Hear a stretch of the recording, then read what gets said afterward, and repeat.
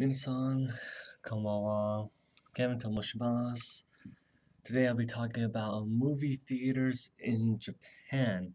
So coming from Canada, movie theaters was a pretty big thing, and usually in Canada we have the latest releases, or as compared to most places in the world. I'm guessing the U.S. is around the same time as Canada, so that's pretty good. And speaking of release dates, Guardians of the Galaxy comes out like a month later than the US or Canada, which kind of sucks because lots of big blockbuster titles they don't actually release until later in Japan. So if you really want to see some favorite movies or you're really excited about some new releases, expect some delays. And that's the major thing about theaters in Japan. There are lots of delays, and it's not a cool thing. So yeah, just watch out for Facebook that you don't see any spoilers before even a movie comes out. So that's about release dates. Is a major thing. The second thing is the size of the theater.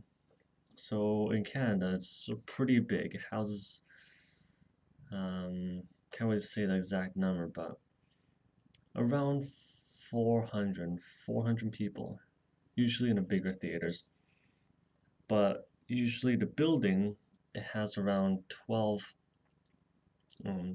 theaters there, 12 screens. So you get to see like any 12 movie you want. And the good thing about that is it keeps movies coming in regularly. But in Japan, it kind of makes sense because they don't have a lot of space, land prices are really high, so the theaters are really small, and it's about like 300 people, 200 people, and the largest ones too. So not as much. And also, the screens are really small. They're about um, like half the entire screen size compared to Canada. So Canada's size is like double that, but Japan is like half of that, which really sucks because I'm really used to sitting in the back of the theater, but now I have to sit near front. And when I watched the movie today, watched Guardians of the Galaxy, I was expecting a large screen, so I chose seats near the back, but turns out that I need to sit closer to the screen just because the screen size is not that big. But they do have good sound, so that's a good thing. It's not as loud as theaters in Canada, where you hear just that booming bass every time. It's quite mild, but it's pleasant and it's audible too. The third thing is movie posters.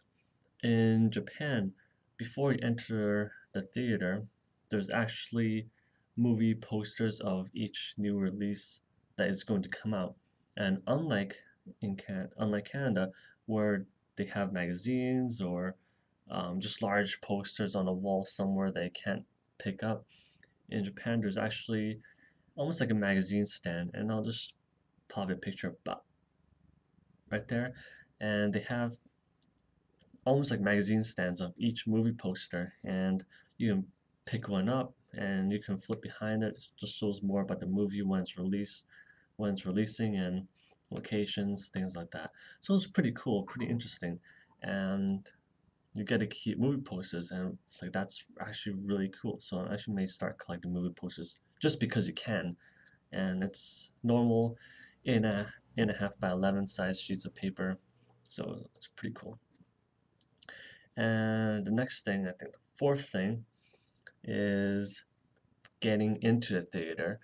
So in Canada, I'm used to going to a theater 30 minutes or even 1 hour before it starts.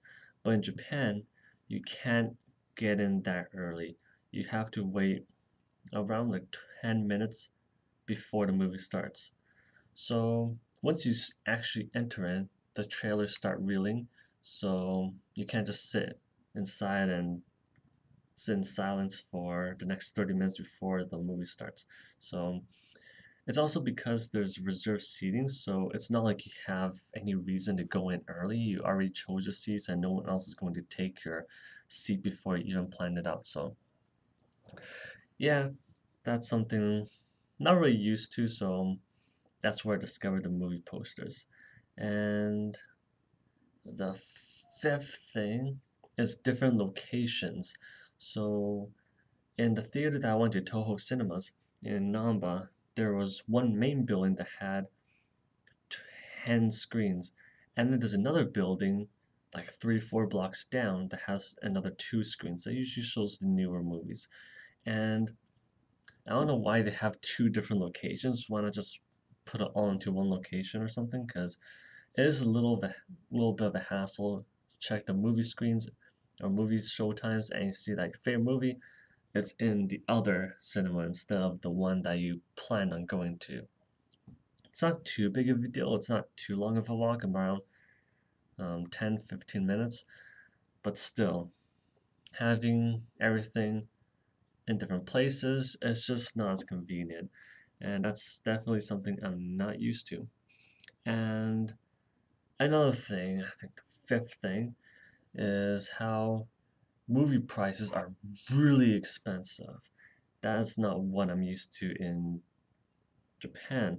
In Canada, if you were to watch the latest movie, it's about $12, but in Japan, it's almost 2,000 yen, which is close to $20, and that's almost double the price, considering you're paying for smaller screens, a smaller room, I guess like lower volume, and later release times. You're paying almost double for all these things, and it kind of sucks because um, it's not like you're getting anything better compared to cinemas in North America, or I'm guessing maybe in the UK as well, or Australia, or somewhere else. But also thinking back, the fact that having a movie theater in Japan in the middle of a heavy business entertainment district is not that cheap, and it makes sense why they have to jack up the prices the way it is. So that's just some things about movie theaters. If you do plan on seeing a movie in Japan, just keep these things in mind because what you're expecting, it's not going to be exactly that. And one more thing, number 6, bonus thing. You actually buy tickets from machines.